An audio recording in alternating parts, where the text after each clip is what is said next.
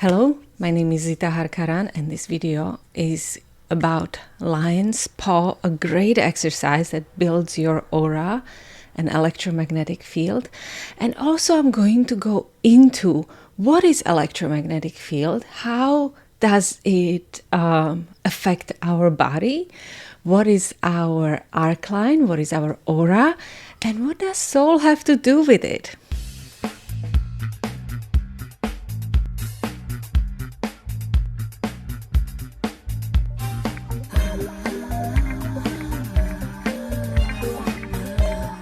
So first of all, I want to preface this whole thing. I am not materialist, okay? I believe in spirit, of course.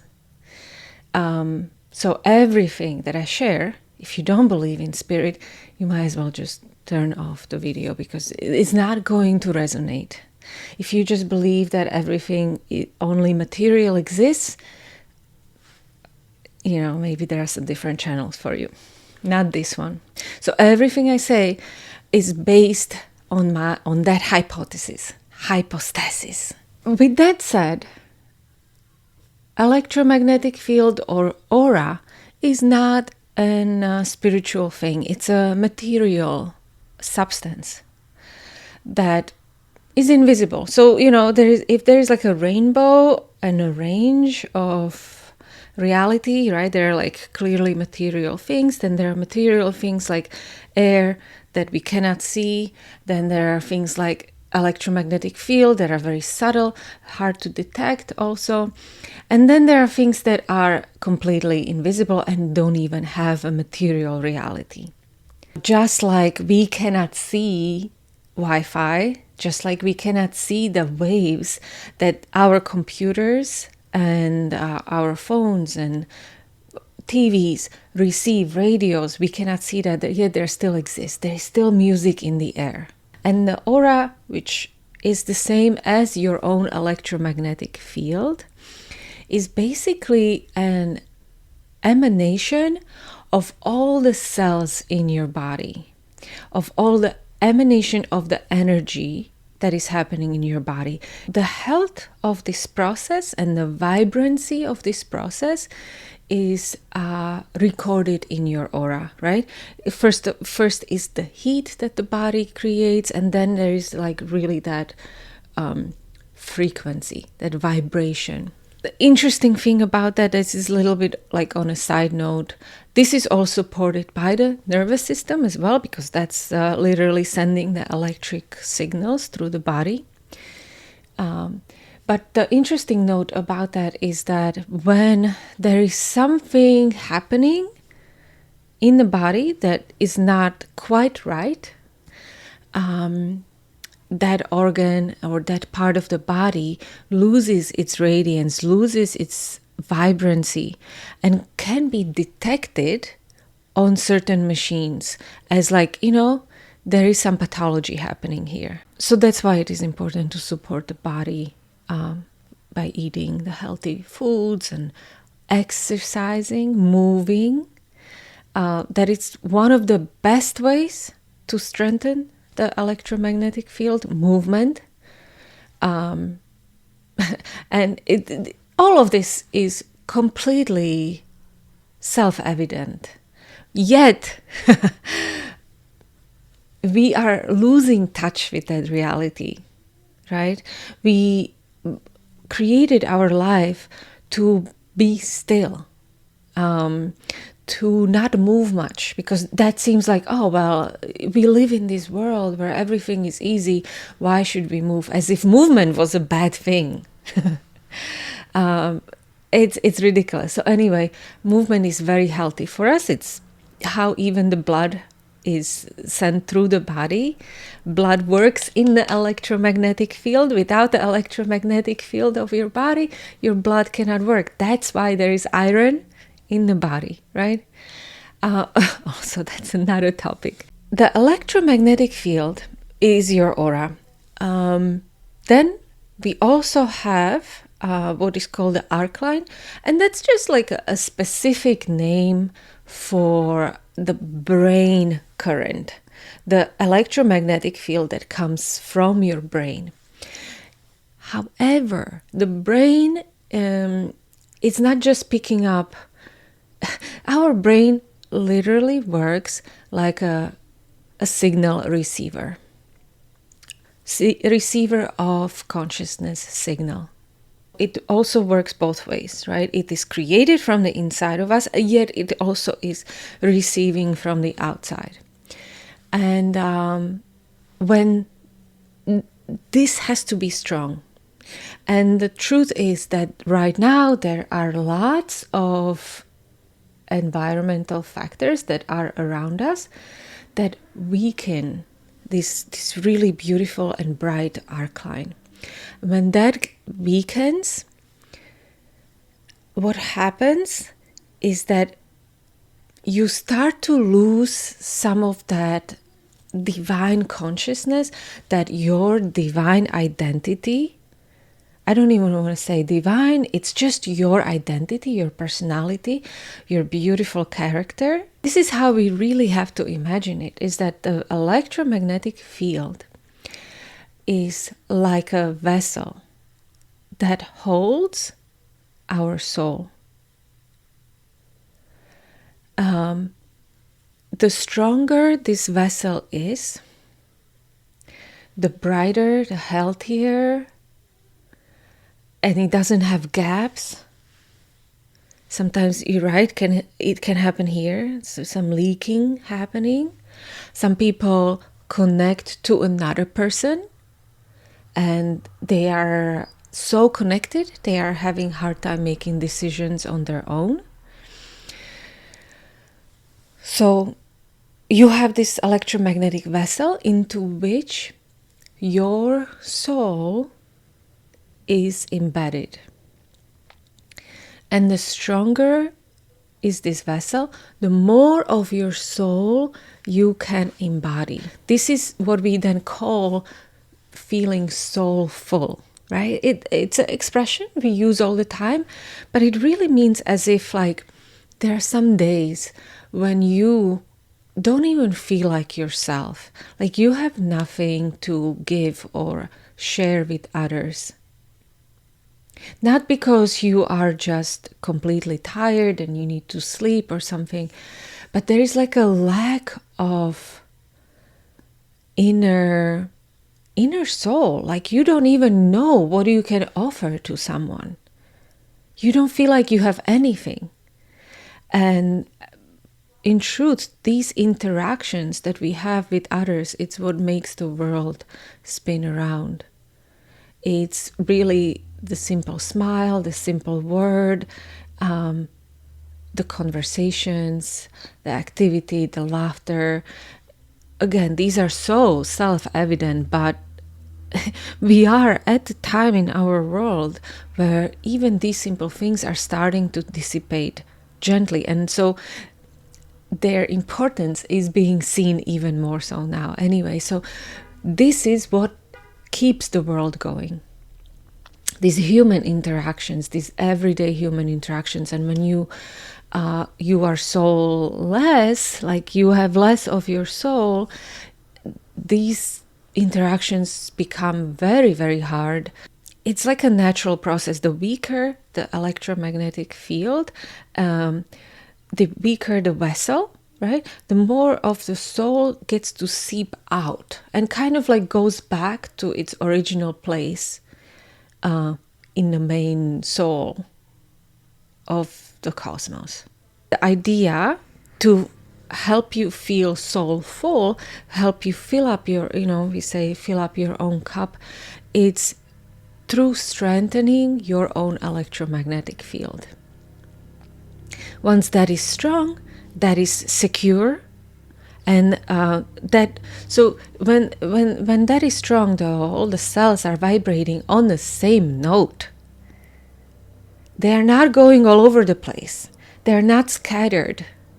They're like, whoa, we are identity. We are one character. We are together. We are vibrating together. And then the soul can come in. Once that is like encompassed and you feel your own identity, that soul can come in and you have a lot to give. You have a lot to share with others.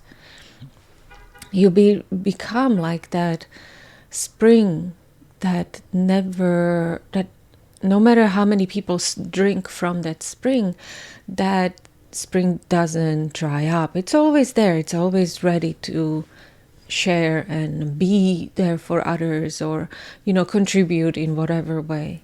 I watched this video about the spring. It was like a photo camera in the woods, and so you can see the wildlife, and the person placed it right by the mountain spring, where like a little spring grows. You don't even see the water, but all the animals know the water is there, so they come and drink from it, or they like lay down in it, or they just kind of hang out. It's like a spot.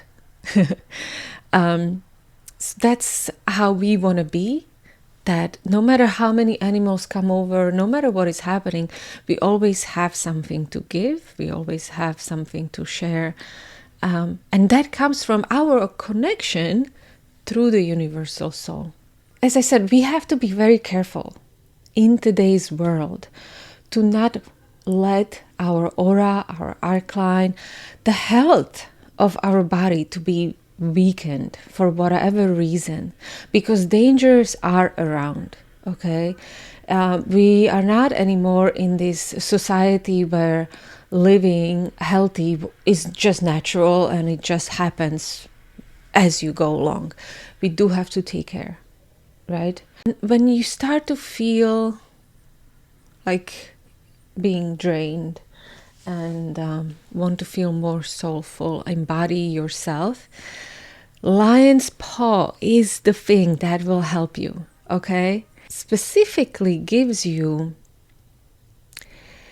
an aura of a lion, like very powerful presence that's not disturbing to others, and it's patient. That is the key here. It's like it brings in patience, yet you are able to speak with this power, the caliber that influences life. Also, as we live with other people, we share our auras with them. And you can actually uplift others that are around you just by doing that exercise.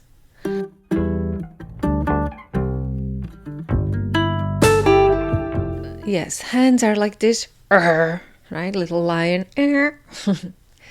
And your arms will go from about, bending the elbows next to your rib cage, so from about your waist level, then up above the head, crossing over your head, and then back and up and down and up and down.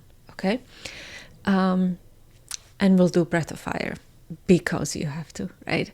Breath of fire is the thing that gets all the cells vibrating powerfully.